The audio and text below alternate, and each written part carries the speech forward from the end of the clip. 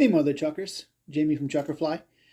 Just wanted to do a quick video on how I prepare my mono eyes. I featured them in our modern general practitioner. You can sort of see them there.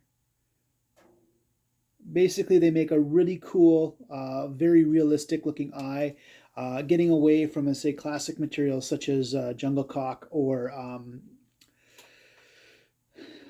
tippet, more expensive feathers, stuff that's harder to come by these days. To get a jumbo cock cape, it's quite a bit of money, and they're also hard to find good quality. So what we're going to create is exactly like this, just a piece of mono. I've got two black beads on the end, dip it in some yellow paint, and coat it with some UV glue. I'll show you how I do that. First off, if you can, though, quickly, could you go down and help us out, subscribe, like this video, check out our other videos as well. We're really trying to grow the page, and because we're a apparel company, I'm quickly going to feature, I got my Mother Chucker Chuck 'em all shirt, and this just came in. Sea Run camo hat. I was never really a fan of the flat brim hats before I started the company, and brought a few in, and they've grown on me, especially this camo version, and I got Chucker Fly on the side there. Cool. Enough of that. Let's get on. So basically what I do is I get some heavy mono. So this is Berkeley Big Game. It is 60-pound test. I've got my old scissors, not my new ones, because cutting the mono will dull them. Basically, I do a whole bunch at once, so I cut up a whole bunch of sections, but I'm just going to do one at the moment. So I cut a section about that long, I would say maybe 3-4 inches. First step I'm going to do is I'm going to burn one end. Got my lighter here. Get it going. And just kiss it up against the flames. Then what I'm going to do is I'm going to put it down on the table, try and make a flat edge. There we go. Perfect. So it's going to look flat like that. So next what I'm going to do is I've got some black cheap glass beads. They are from Michael's. Usually just lay a couple down on the table I'm working on. And then I grab my mono and I put 2 of them on.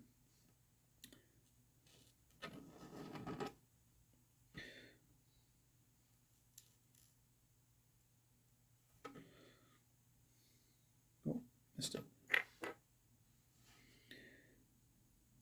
As I mentioned before, I got sausage fingers. Sometimes they're hard for me to get on, and I just trim my nails. Good hygiene, eh?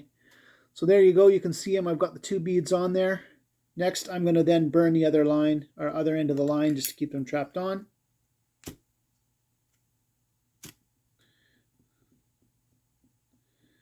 Get it going, push it down. I want it nice and flat on the end. And that's good, perfect. So again, got both ends burnt. Beads can't come off. They're trapped. So the next step is I want to paint the ends here, basically to have the black and then a colored effect. I really like the look of yellow. So I've got some yellow acrylic paint.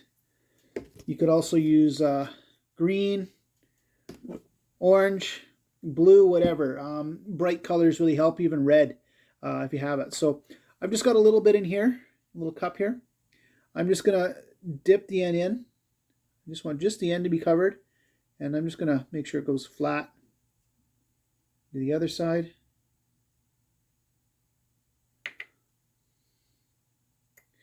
Don't want a whole lot, just a little bit. Sorry, and then when I'm just going flat like that. So I've got yellow on the ends. Next step is I'm going to let this dry. So typically I let this probably dry until it's dry, so I would do a whole bunch. I got my little cup here, and I've got some ones already pre-done here. So we don't need to wait an hour or so. So I would do about 10 or so at a time. But what I'll do is I'll take one that's already been done and dried. It's all dry on the ends.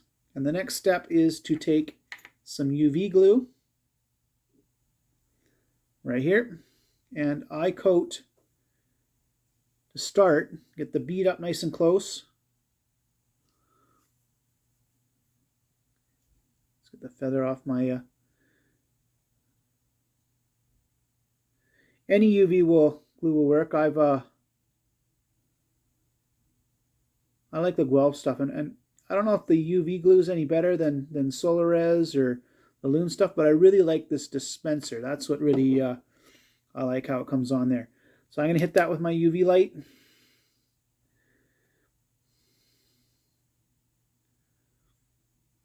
Get that all cured.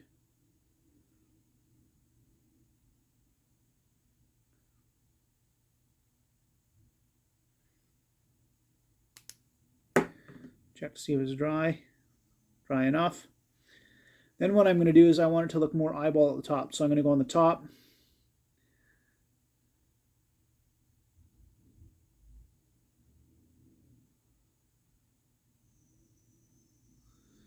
Go like that. And hit it with a UV light.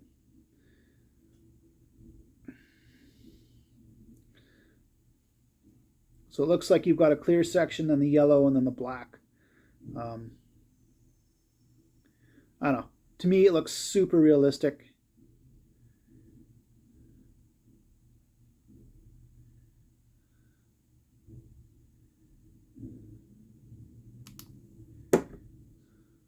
Yeah, nice and hard there.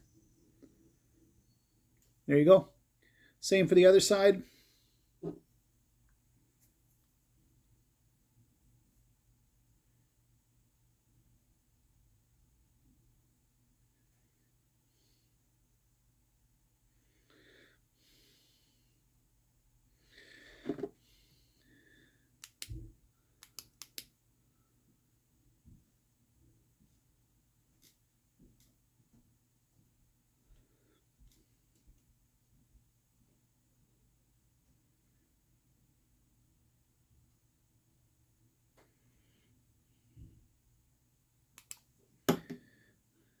Yeah, it's cured. And then again on top to create sort of the depth of the eyeball, I guess you'd call it.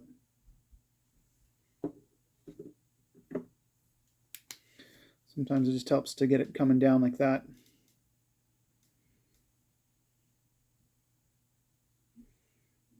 Still not dry yet.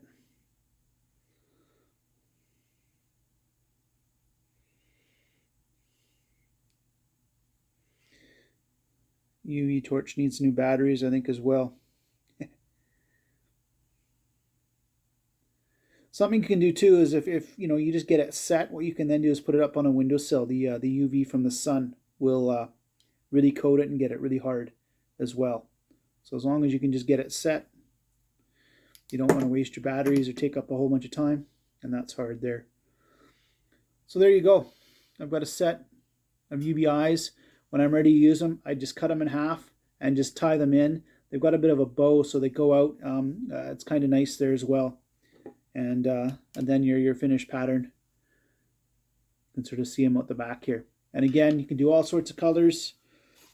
I do a bunch of it at a time. I put them in a little baggie, throw them in my fly tying stuff, and they work great.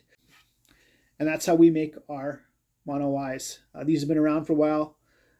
No trade secret. A lot of guys do these. I've learned them from someone else. But real cheap and easy. Get you away from jungle cock paying a ton of money for a cape. And only having like half the feathers that are good. Quality these days on these expensive stuff is tough to come by. But if you liked our video, please make sure subscribe, like. We're going to come up with more YouTube content, really trying to grow our page, come up with some cool tips and tricks. Next one coming up, we're going to do a composite loop, so stay tuned for that. Again, if you subscribe, you'll get a notification as well. Check out our website. We've got a great blog. I got lots of cool articles up there. Again, our whole general practitioner series is up there. What color fly to use for steelhead, and some other cool stories and fly tying videos. And while you're there, help support our brand.